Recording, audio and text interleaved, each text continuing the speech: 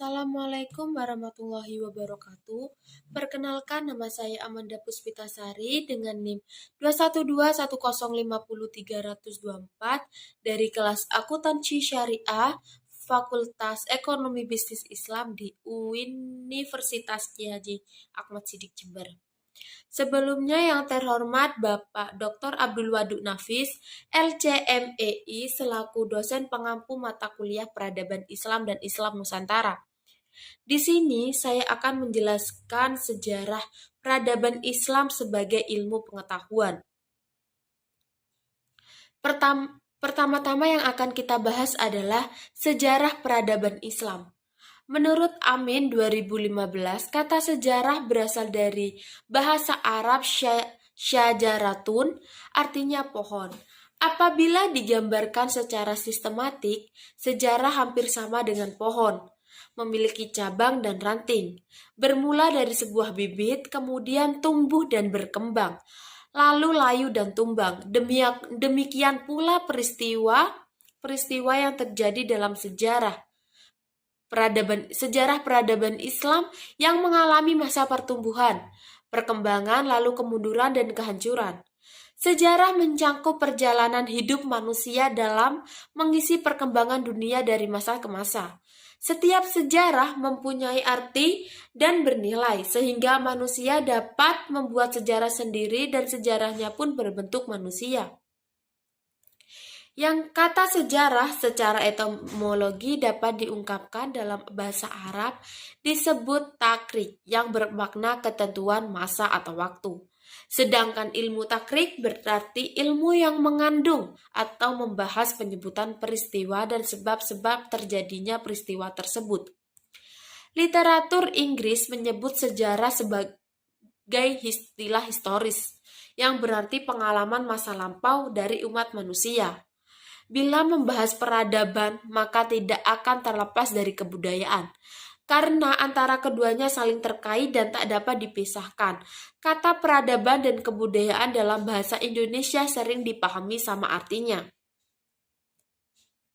Selo Soemarja dan Seilaiman Soemardi menjelaskan bahwa kebudayaan adalah sebuah hasil karya, rasa dan cipta masyarakat.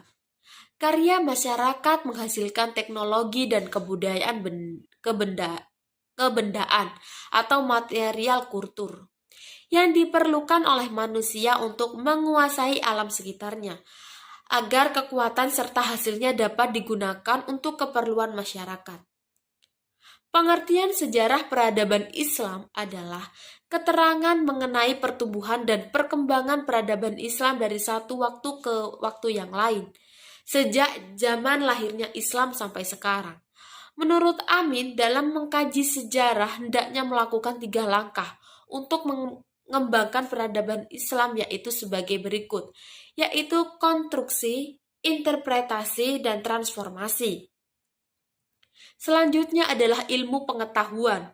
Ilmu pengetahuan jika dimaknai secara terpisah dapat diartikan dari kata dasar ilmu terapan bahasa Arab alama yang memiliki makna pengetahuan.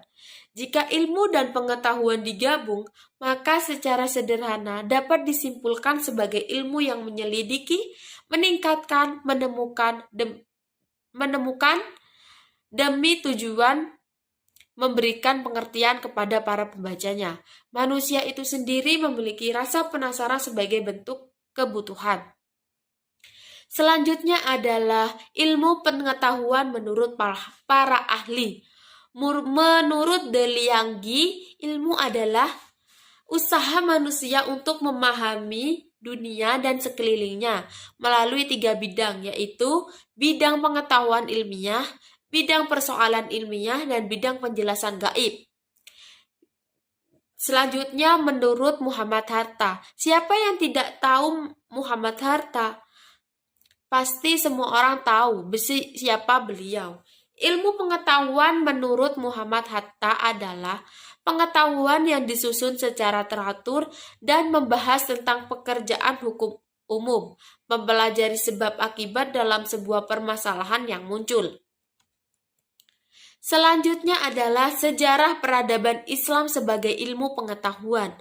Secara umum, sejarah merupakan realitas masa lalu, keseluruhan fakta, atau peristiwa unik dan berlaku hanya sekali dan tidak berulang untuk kedua kalinya. Bagi seorang muslim, sejarah adalah rangkaian suatu peristiwa-peristiwa yang sedikitpun tidak mempengaruhi dasar-dasar Islam yang non-temporal. Ia lebih berkeinginan mengetahui, menyadari dasar-dasar ini daripada memperhatikan originalitas dan perubahan sebagai kebijakan intrinsik. Lambang peradaban Islam bukanlah sebuah sungai yang mengalir, melainkan Ka'bah, yang stabilitasnya melambangkan watak Islam yang permanen dan tak berubah.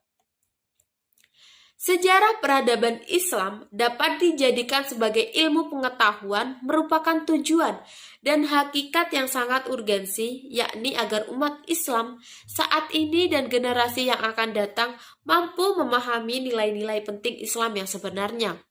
Umat Islam harus menyadari secara mendalam bahwa kita, umat Muslim, memiliki peradaban yang besar, yang melahirkan banyak ilmu-ilmu pengetahuan, yang menjadi kepribadian saat ini bahwa umat Islam hanya memfokuskan diri pada aspek ritual dan melupakan aspek sosial serta intelektual.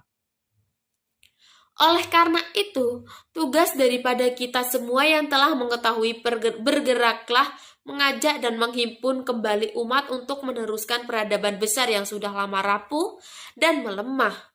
Peradaban Islam adalah landasan histori yang mengkaji tentang keseluruhan kebudayaan dalam suatu periode sejarah. Selanjutnya adalah metode kajian sejarah Islam. Yang pertama adalah metode lisan atau interview. Adalah objek sejarah dilakukan dengan interview atau wawancara. Yang kedua adalah metode observasi. Metode observasi sangat penting untuk digunakan dalam sebuah penelitian dengan mengumpulkan data-data. Objek sejarah diamati secara langsung sebelum penelitian dilakukan atau pertama kali terjun ke lapangan.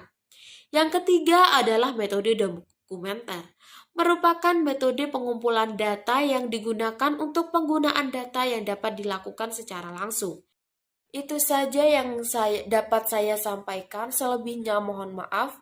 Billahi taufiq wal hidayah. Wassalamualaikum warahmatullahi wabarakatuh.